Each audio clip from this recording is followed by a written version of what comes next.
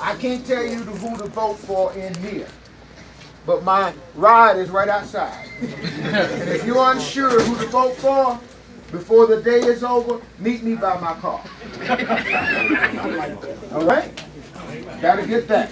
But this is Sister Ash. She's a good old AME. Amen. From Mount Zion Trinity. All right. This is Pastor Smart member. She's going to introduce our candidate. So, first things first, I would like to thank all of you, right? Because I remember going to these YPD conferences where y'all taught me Robert's Rules of Order and sitting back there real bored and having to wake up and getting popped. So I would like to thank you all because it is everything that you instilled in me that has allowed me to have this opportunity to work with Andy. So this is a big deal for me. I'm so happy that I was able to be working for my congressional candidate who feels like it is important for him to come and speak to members of my community, right? So, and I want to thank you guys for being gathered here today to listen to what he has to say to you all. We are all very well aware of the current state of our nation, correct? And we know that the only way for us to get out of this state is for us to pull ourselves up by our bootstraps and get to those polls, right? That's what we got to do. Ain't nobody ever did it for us before. We have to do it for ourselves. So I'm going to allow, not allow, because he's allowing me to speak right now. But I'm going to hand it over to my big boss, Andy Kemp. He's amazing, and I can't wait for you guys to actually hear about what he has to say for you all and find more ways for you guys to get even more engaged with the campaign. And if any of you would like for us to set something up with your churches, or if you want to come out to something in the district, please come see me. And I will make sure I'm AME. We're going to come. All right? Sister Ash? Yes. We need some signs. Whatever you need. We'll get you some signs as well. Okay. We need some signs. Okay. Before the day is over. Okay. ASAP. Okay. I tried to call you. I've been trying to call you too.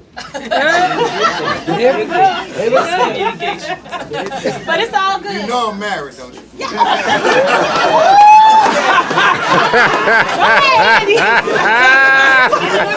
Oh my goodness. That got weird. Look, I just wanted to take a few minutes to be able to speak with you. I appreciate the invitation to come, and I know that I'm standing between you and some food, so I'll keep it on short. But look, I wanted to come here because I never want to assume anyone's support. I want to earn it, and I want to make sure I have the opportunity to tell people about what I'm up to, who I am, and why I think I'll be a strong representative for this part of New Jersey.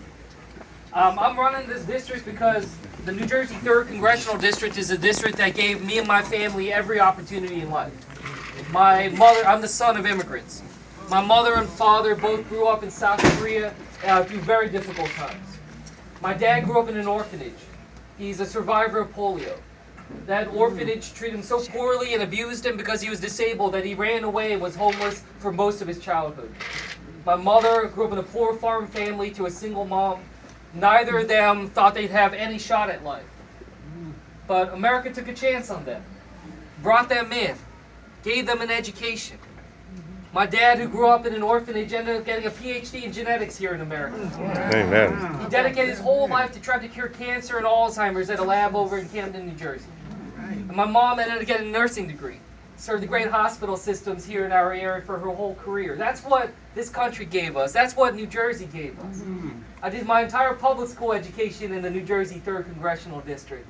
And that education gave me a world of opportunities, allowed me to dream big, allowed me to become a Rhodes Scholar, allowed me to then become a U.S. diplomat. I wanted to serve this country, give back to this country that gave me so much. I ended up becoming a diplomat. I served out in Afghanistan as a strategic advisor to General Petraeus and General Allen. I worked over at the Pentagon and at the White House for 2 years as an advisor to President Obama. These were incredible opportunities that I had, and I remember at the end of my time there at the White House, having the great honor to be able to walk my family into the Oval Office, introduce my parents to the President of the United States, President Barack Obama, all while I was holding my then 4-month-old baby boy in my arms. And it was such a powerful moment because I remember watching my mother speechless as she's shaking the hand of President Obama, and I just remember thinking, after everything my parents have been through in life, After all of their challenges, that they've grown up and coming to America and raising a family here in New Jersey, I remember thinking, having 3 generations of my family in the Oval Office with the President of the United States, I remember thinking, this is America. That this is what this country's about when we talk about possibilities and opportunities. And I realized at that moment that I was watching the physical manifestation of what the American dream means to my family. Taking that moment and then moving back home to New Jersey to raise a family. I have 2 baby boys now. I have a 3-year-old and a 1-year-old. So I always say it's clearly a perfect time to run for Congress. It's great. Right. Lots of sleep, don't worry. But look, I'm here because I'm a public servant, because this is my home. And I'm here because I'm a father. I'm here because my littlest baby boy, just a couple months before he was born, doctors told us he might not make it because he was dangerously underweight. Going through that experience as a terrified father, whether my child is going to be able to survive the delivery, and then watching in Washington at that exact moment, leadership there trying to make it harder for millions of Americans to get the health care that they need. As a son of a polio survivor and a father to a baby boy who thankfully was born stable and has been growing ever since, but going through that scare, seeing how much people are struggling, how much healthcare means to every single one of us to be able to have the opportunities, I decided to step up. Because right now, my own congressman was the one that gutted the pre-existing condition protections. That's right. I mean, not just a yes vote like 260 no's, he wrote it, has his name on it, the MacArthur Amendment. Right. That's why I'm here. I'm here because we live in a time where 40% of people in this country, 40% of Americans can't handle a $400 emergency. That's right. And I'm sick and tired of people bragging about this economy when we know that the economy is not working for everybody. That's right. That we have the greatest amount of inequality in our nation's history. Even worse than the robber baron age that we read about in textbooks in terms of the economic inequality in this nation. It needs to end now. That this is our moment as a generation to say, what are we going to do about the future? That's right. And as somebody who is raising 2 baby boys here, seeing the inequality here across the board, talking to people in Burlington County and Ocean counties about their struggles, people living paycheck to paycheck, not getting the wages that they need to live a decent life. They're not asking for the moon. People are just asking for a fair shot with the opportunities they need to not just survive, but thrive.